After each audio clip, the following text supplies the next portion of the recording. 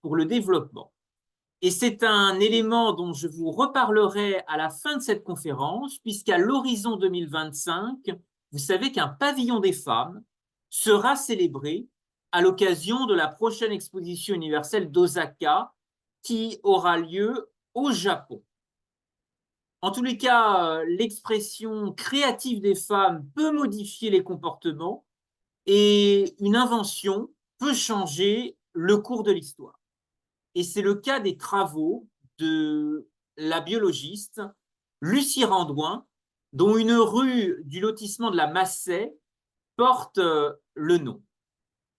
Alors, du niveau local au global, ce sont des gouttes d'eau dans la mer qui, en dépit des obstacles, forment ensemble une vague de militantisme et d'engagement en faveur des femmes et, je dirais, de la société dans son ensemble. Je vous remercie à tous pour votre présence à cette visioconférence qui n'a pas pu s'organiser dans les conditions initiales qui avaient été pourtant souhaitées et envisagées avec un certain nombre de partenaires à Guichen et en Bretagne. Mais je vous propose de rester à l'écoute pour cette conférence qui va durer une quarantaine de minutes et qui sera bien entendu ouverte à un échange et un débat avec vous tous sur le discours nutritionnel et l'alimentation de demain. L'ambition de conjuguer cette conférence avec la Journée internationale des droits des femmes est aussi une façon, je dirais, de stimuler et d'encourager des échanges sur la thématique science, savoir et échange pour la société de demain. C'est un champ de réflexion qui va à la fois nous permettre de rebondir sur des discussions engagées ici au niveau local en faveur de l'autonomie circulaire, en faveur aussi de l'autonomie alimentaire sur le territoire, avec une actualité, on le voit aujourd'hui, extrêmement forte sur des enjeux de sécurité alimentaire, et on le voit tous les jours dans le monde. Vous savez que le département d'Ille-et-Vilaine a déployé en Bretagne un plan alimentaire territorial avec pour objectif d'accélérer le changement profond sur de notre alimentation en s'appuyant sur les territoires. Et puis s'ajoute également le plan alimentaire responsable.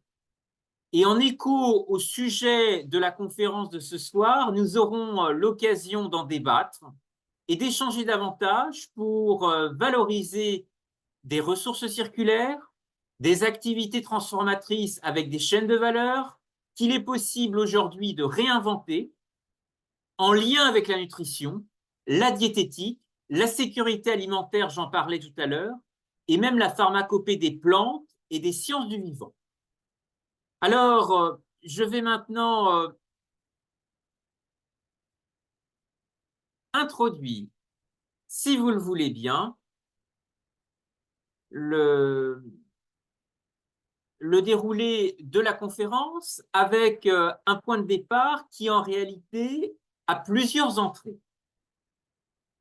Je vais d'abord prendre comme point de départ le parcours un peu inédit d'une biologiste que nous allons redécouvrir ensemble.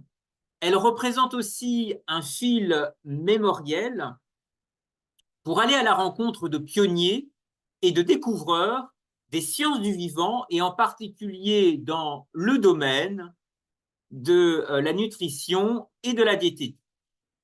Et puis, sur cette première page que vous voyez ici à l'écran de présentation, il y a un logo qui apparaissait préalablement, que vous voyez sans doute ici. Eh bien, c'est est-ce que certains d'entre vous arrivent peut-être à l'identifier? On aperçoit ici Expo 2025, Est-ce que certains d'entre vous ont une idée de quoi à quoi renvoie ce logo? Eh bien, Expo 2025, c'est tout simplement la prochaine exposition universelle qui aura lieu au Japon, dans la baie d'Osaka. Je voudrais en parler aussi parce que, avec vous, notamment à la fin de cette conférence, puisque vous savez que Rennes est jumelée avec la ville de Sendai au Japon, qui elle aussi est entourée d'une baie qui a joué un rôle très important pour aider les ostréiculteurs de la baie de Cancale dans les années 60-70. Et je vais y revenir, euh, notamment en abordant l'histoire des industries probiomètres. Alors tout d'abord, je vais proposer à l'ensemble des participants un petit retour en arrière. Est-ce que si vous connaissez des noms de savants, de biologistes, de scientifiques qui se sont investis dans les sciences du vivant, ici, dans le domaine de Guichen? La plupart d'entre vous connaissent le domaine de la Macée à Guichen. Il y a un scientifique très important qui a marqué ce lieu et qui est le docteur Evin, qui a fait don du domaine de la Macée à l'Association centrale des vétérinaires et qui est encore aujourd'hui une structure d'entraide pour la profession. Et ce docteur Evin a été précurseur puisqu'il est parti s'installer en Argentine, monter un comptoir pharmaceutique dans la filière équine. Vous savez que pendant la Première Guerre mondiale, la France manquait d'hommes, mais aussi manquait de chevaux. Et grâce à ses contacts en Amérique du Sud, le docteur Evin va fournir à l'armée un contingent de chevaux très important à des prix très inférieurs par rapport au marché. Et donc, par la suite, ce docteur Evin de Guichen va connaître une ascension sociale autour des sciences vétérinaires et il sera décoré de la Légion d'honneur. Alors aujourd'hui, le domaine de la Macée qui appartient au docteur Evin a connu en réalité plusieurs vies et est devenu un grand lotissement avec des noms de rues dédiés à de grands scientifiques. Il y a notamment la rue Lucie Randouin, qui est la première femme biologiste à l'Académie de médecine. Alors, pour creuser ensemble son parcours et pour bien comprendre l'impact de ses travaux, je vous propose en Bretagne de jeter un œil sur une singularité particulière, parce que l'un des apports que Lucie Randouin a apporté à la nutrition est le rôle des vitamines et en particulier des oligoéléments marins. Et donc tout l'intérêt est de regarder comment cette femme scientifique a eu un parcours tout à fait étonnant et qui pourrait inspirer demain d'autres femmes à mener des perspectives de carrière ou d'évolution similaires sur ces sujets. Je pense d'ailleurs à une navigatrice qui publie des travaux tout à fait remarquables à travers sa fondation, Hélène MacArthur, en faveur de l'économie circulaire. Alors, pour parler d'oligo-éléments marins et parler de nutrition entre terre et mer, je vais m'appuyer sur une carte que vous voyez ici à l'écran. Alors, on a bien identifié en Bretagne l'importance de la recherche sur les algues. On a beaucoup de laboratoires de recherche, d'ailleurs, dans la région de Saint-Malo, mais aussi bien au-delà. Est-ce que certains se rappellent d'un remède qu'ont bien connu nos grands-mères, qui est l'huile de foie de morue?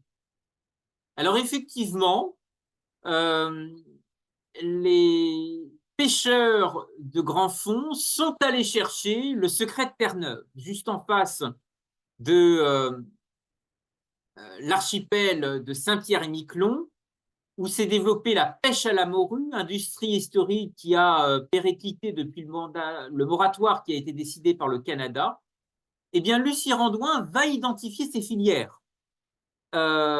Et dans ces filières, elle va y voir une opportunité grandissante pour la nutrition, qui est de sélectionner des produits sains et naturels pour entretenir une alimentation équilibrée.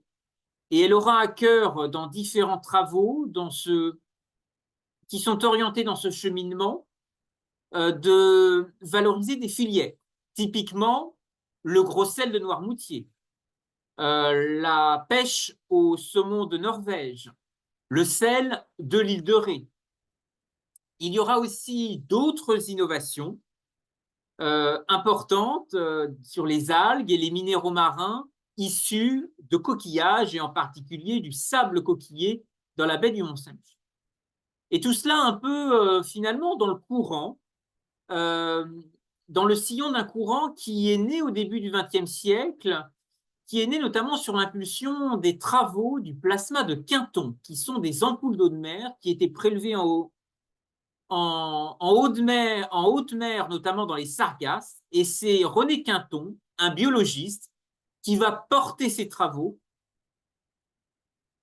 et qui va ouvrir dans le quartier Montparnasse à Paris, en 1907, le premier dispensaire marin. À la fin de la guerre, il y avait eu beaucoup d'épidémies de fièvre typhoïde qui ont ravagé l'ouest de la France, la Bretagne en particulier. Et comme ultime recours, on a cherché à soigner des enfants en leur donnant du plasma de Quinton. Et il y a également un autre champ de recherche qui a fortement impacté cette époque, c'est le tableau périodique des éléments d'un scientifique russe qui s'appelle Mendeleïev.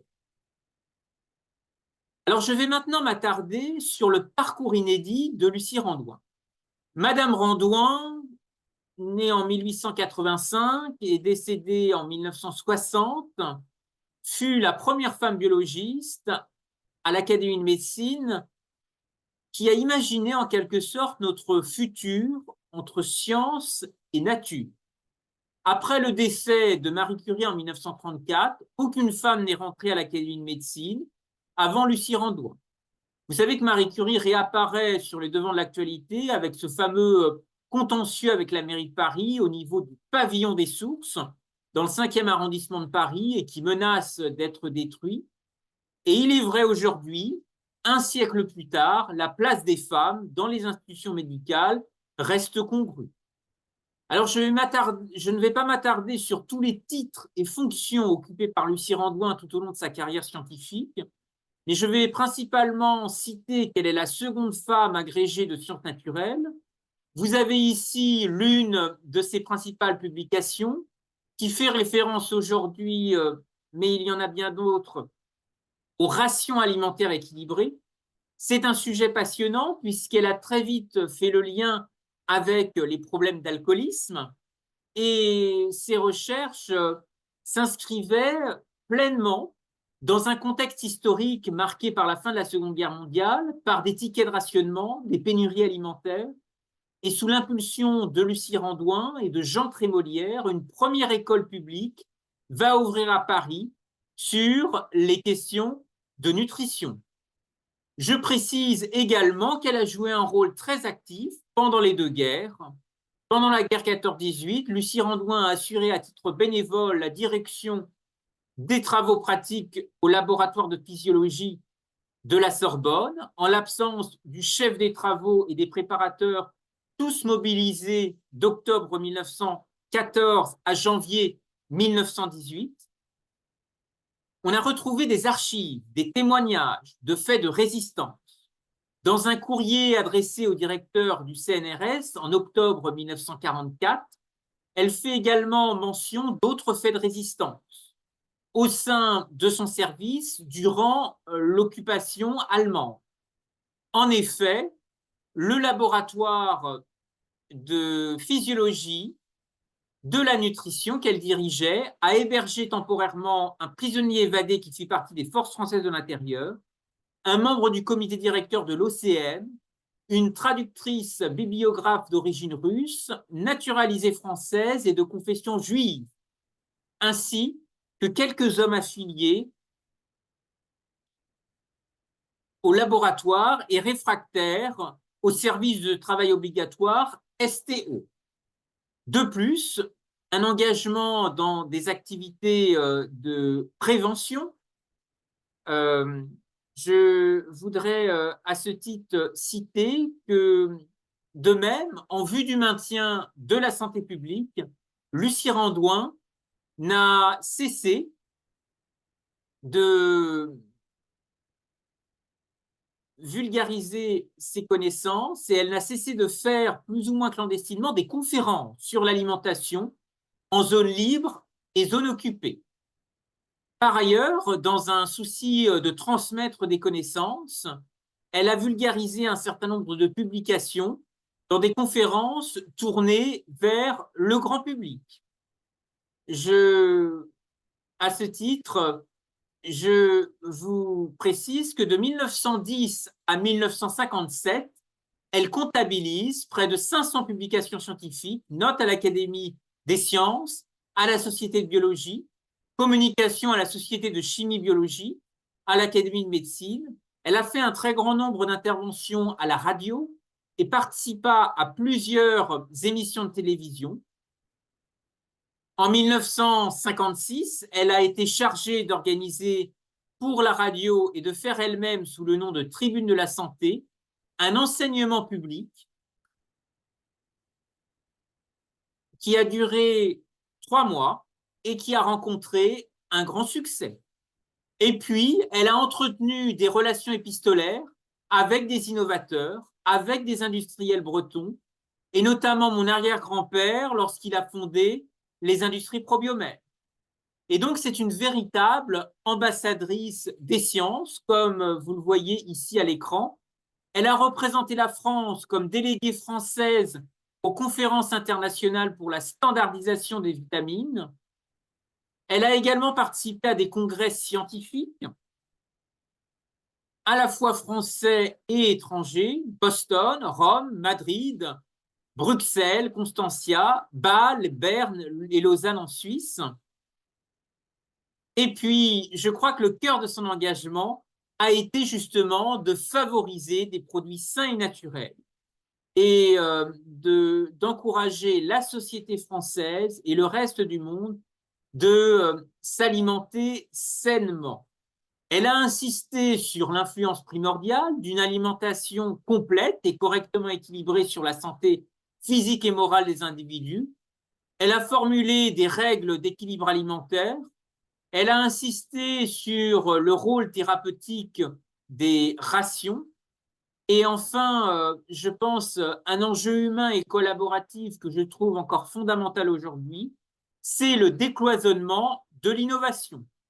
On l'a vu très récemment avec le contexte des vaccins, avec la grande bascule de la recherche chimique vers la biologie, l'essentiel des nouveaux médicaments est aujourd'hui issu, tout ou partie, de travaux académiques. Et la crise sanitaire a souligné un grand besoin, car la recherche pharmaceutique est aujourd'hui l'activité économique et industrielle la plus liée à la recherche fondamentale, et aucun autre secteur n'a autant besoin d'un lien fort et direct entre les entreprises et les laboratoires des universités. À ce titre, il faut encourager l'esprit d'entreprise en université et vivement, je le crois, intégrer le prisme de l'entrepreneuriat au féminin. Alors, pour vous montrer à quel point le décloisonnement de l'innovation est important pour innover demain, je vais citer un exemple historique sur l'impact des travaux de Lucie Randouin sur mon arrière-grand-père qui a été horloger puis industriel. Et il s'est intéressé aux engrenages utilisés dans l'horlogerie, notamment lorsqu'on réparait des montres-bracelets pour valoriser des brisures de coquillages et notamment du sable coquillé dans la baie du Mont-Saint-Michel. Vous avez alors quelques images un peu historiques, notamment de son sablier, le Saint-Pierre, qui ici apparaît dans le port de Saint-Malo et qui allait extraire notamment du sable coquillé dans la baie du Mont-Saint-Michel, notamment au large de l'archipel de Chausey, mais aussi au large des îles anglo-normands. Alors l'ensemble de ces brevets de ces procédés ont été brevetés avant de les industrialiser.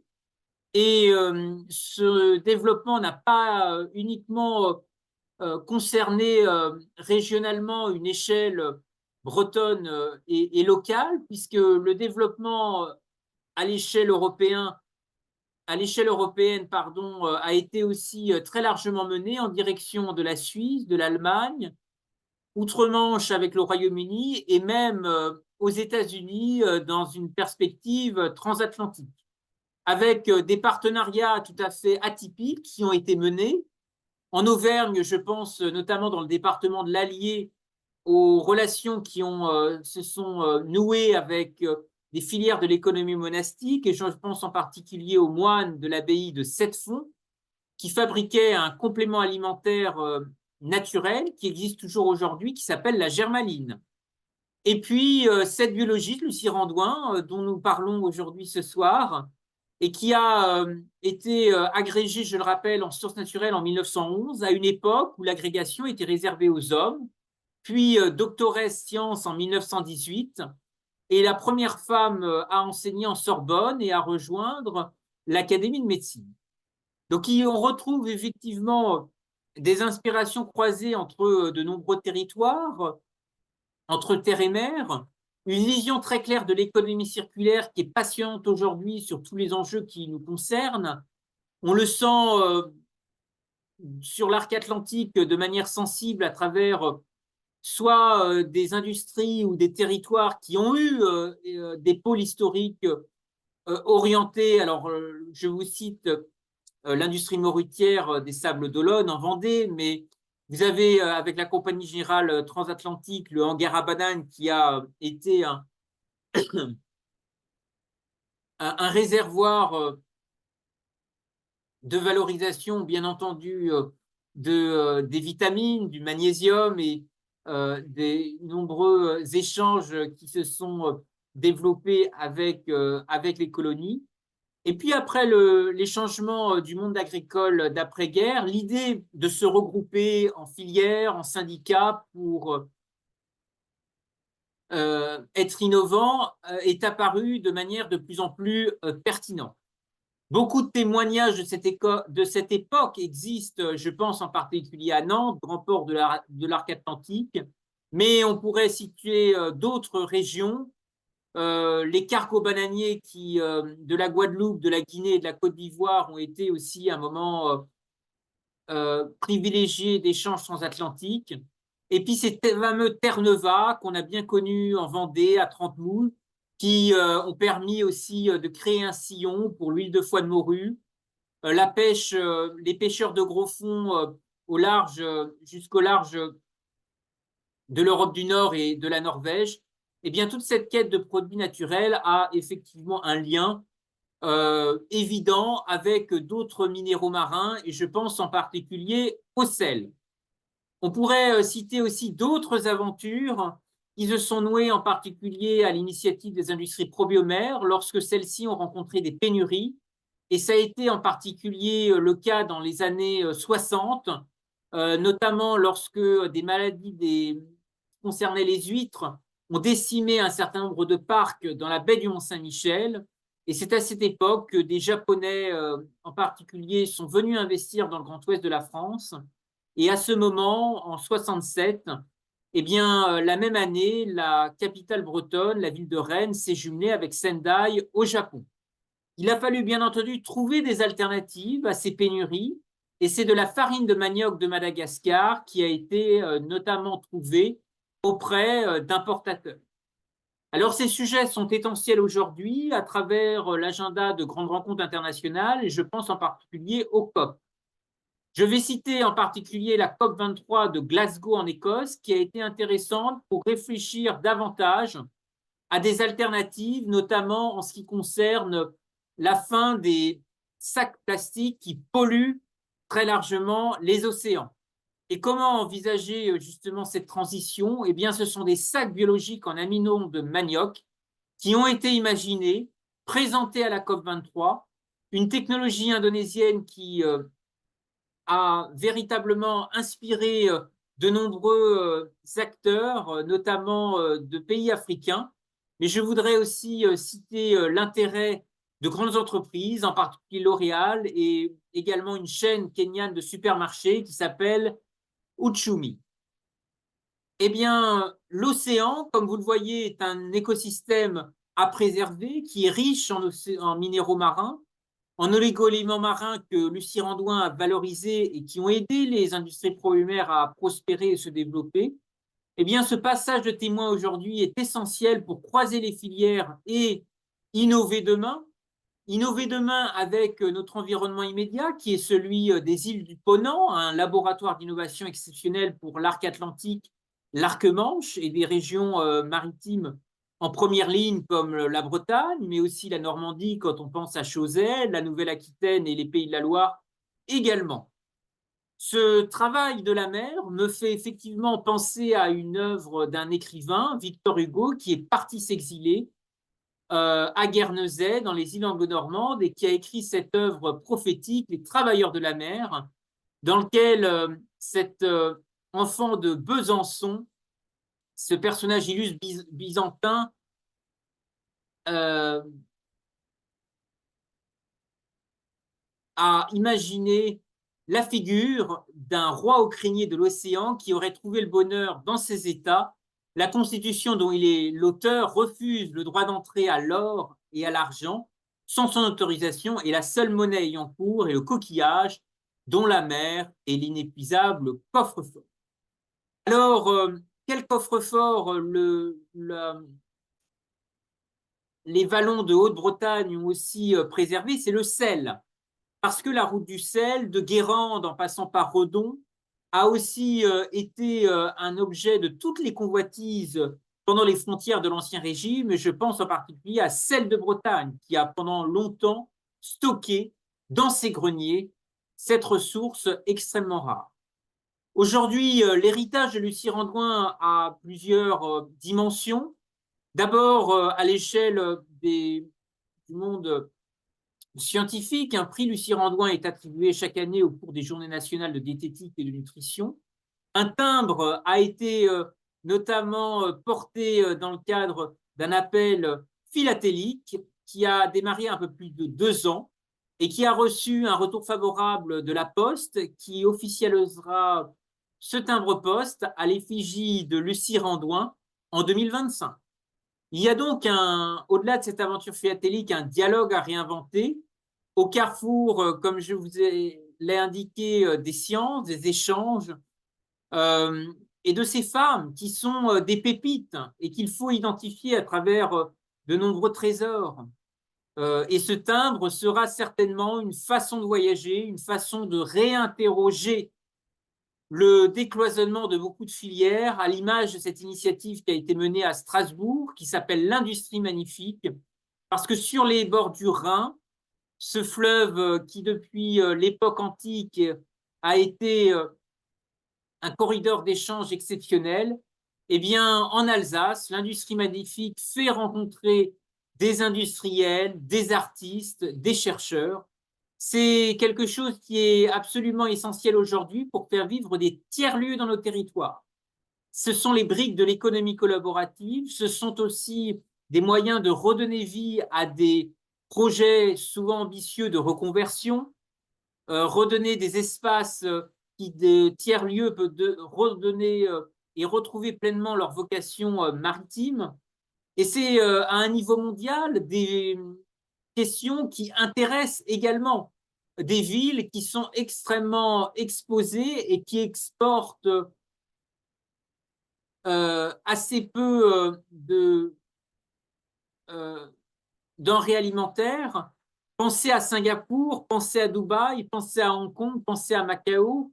Importation de leur alimentation à échelle, on dépasse très largement les 80, voire 90% pour ce qui concerne la cité-État de Singapour, dont l'importance de penser aujourd'hui l'économie circulaire, les filets de pêche recyclés. Et c'est ce qui se passe actuellement en Asie, en Extrême-Orient à Singapour ou au Moyen-Orient à Dubaï.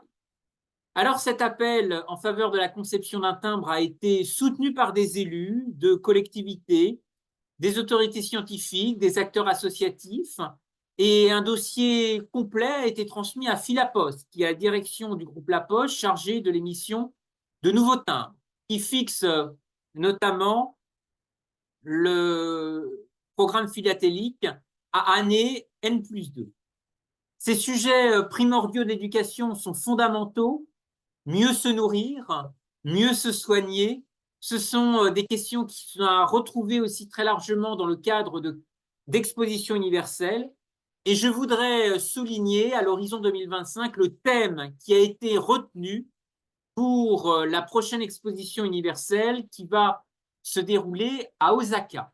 Je vous rappelle que le château des Ducs de Bretagne à Nantes est jumelé avec la ville d'Osaka dans le cadre d'un partenariat culturel extrêmement intéressant. Nous aurons besoin d'aller plus loin et de rechercher aussi des voies scientifiques de coopération, des voies aussi originales qui permettent certainement autour de la vulgarisation de la culture savante et scientifique de redonner envie à des femmes de se tourner vers ces vocations. Et puis, vous dire que derrière ce grand thème porté par l'exposition universelle d'Osaka en 2025, se posent trois questions majeures qui intéressent au niveau mondial l'agenda des ODD, des objectifs du développement durable. D'abord, sauver des vies, inspirer des vies et connecter des vies. Vous imaginez qu'autour de ces trois thèmes, il faut réussir à co-construire un laboratoire vivant des peuples, un laboratoire pour la société du futur, c'est-à-dire un espace où 8 milliards d'humains vont devoir non seulement vivre ensemble, mais aussi co-créer ensemble. Et cette idée de plateforme est essentielle, un lieu où le savoir mondial et partager fraternellement ces savoirs culturels et scientifiques de l'humanité qui résonnent à travers une vitrine que vous voyez ici sur cette image, ce plan qui représente la future site de l'exposition universelle, qui en 2025 aura un pavillon des femmes, comme l'édition précédente qui avait eu lieu à Dubaï, aux Émirats arabes unis. Eh bien, ce pavillon des femmes était une idée qui n'allait pas de soi. Et je voudrais rappeler qu'il a existé un Women Building qui avait été pensé pour l'exposition universelle de Chicago, mais en Europe, il y a eu une exposition des femmes qui a été pensée et imaginée notamment à Copenhague et qui a finalement eu lieu en 1895. Eh bien, Bertha Honoré Palmer a été une grande figure qui avait porté à Chicago cette idée de pavillon des femmes, de Women Building, Women Pavilion, et des femmes grandes mécènes européennes d'Europe du Nord s'en sont inspirées et ont été à l'initiative de ce cheminement. Vous dire que des pays qui sont aussi exposés à des guerres, des conflits, sont pleinement visibles dans cette exposition universelle. C'était notamment le cas de l'Ukraine à Dubaï, qui s'était clairement intéressé aux enjeux d'alimentation à travers le blé, puisque vous savez que ce pays a toujours été le grenier à blé de l'Union soviétique. Il y avait des innovations remarquables présentées, exposées, vélo électrique, impression 3D, store solaire. Et sans doute qu'à travers le pavillon des femmes de l'exposition universelle d'Osaka, nous pourrons aller plus loin pour souligner l'impact des femmes pour créer un monde meilleur. Ce pavillon des femmes, comme celui qui a été organisé à Dubaï lors de l'expédition précédente, sera porté par le mécénat d'un grand joaillier, la maison Cartier. Cartier qu'on identifie assez bien à travers les perles dans le golfe Persique. Eh bien, la perliculture est aussi un horizon de créativité extrêmement intéressant qui concerne des questions d'environnement essentielles au contact de lagons. On pense aux huîtres perlières dans le golfe Persique, mais vous savez qu'il existe aussi sur un certain nombre de cours d'eau des moules d'eau douce. Alors j'espère qu'un jour, dans des écosystèmes préservés, on pourra trouver aussi des perles et des femmes qui les exploitent, puisque lorsque les femmes s'épanouissent, l'humanité s'épanouit à la façon de ce bijou célébratoire qui avait été imaginé en août 1944 à la Libération. Eh bien, je vous remercie à tous pour avoir écouté avec intérêt cette présentation. Nous allons maintenant créer un moment d'échange avec les personnes qui ont bien voulu se connecter ou écouter cette restitution. D'autres conférences seront prévues pour parler de Lucie Randouin. Je vous précise par ailleurs qu'une conférence sera organisée dans l'intramuros de Saint-Malo le 23 mars 2024 à 15 heures en salle municipale Sainte-Anne. Elle sera l'occasion de parler en particulier de la thématique de l'eau, qui est essentielle et qui est aussi une ressource à partager entre science et nature. Et puis, vous dire qu'il y aura certainement des échéances à venir essentielles, et en particulier le colloque Lucie Randouin, que nous espérons organiser à l'Académie de médecine le 4 septembre 2024, qui sera également un grand rendez-vous avec des sociétés savantes de Lyon, de la Bourgogne-Franche-Comté, et elles seront sans doute des contributrices importantes avec les universités, avec les acteurs de mémoire, les fondations culturelles, qui elles aussi pourront apporter leur contribution à l'héritage de Lucie Randouin. J'en retiens qu'un pont s'est ouvert sur la nutrition santé. Évidemment que ces questions d'autonomie alimentaire et d'innovation circulaire pour demain questionnent beaucoup de pays émergents, de villes. J'ai cité Singapour en Extrême-Orient, Dubaï au Moyen-Orient, puisque vous savez que la COP qui s'est déroulée là-bas aux Émirats arabes unis avait très largement envisagé dans son agenda des conférences qui étaient dédiées au système alimentaire mondial. La conférence de ce soir est aussi un moment peut-être de trait d'union entre le local et le global. Au niveau mondial, ces sujets réapparaîtront, en particulier à Bakou, en Azerbaïdjan, pour la prochaine COP. Mais je pense qu'on continuera de toute façon à en parler pour les 2 prochaines expositions universelles. Je citais celle d'Osaka au Japon, et puis la prochaine qui aura lieu en 2030 à Riyad, dans le royaume d'Arabie Saoudite, dans lequel nous essayons, je l'espère, nous aurons l'occasion peut-être de nouer des liens avec des réseaux de femmes d'affaires saoudiennes, des réseaux de sociétés savantes, de femmes érudites qui s'intéresseraient également à ces questions, et puis un pavillon des femmes qui sera sans doute aussi l'occasion de faire rayonner de nombreuses initiatives.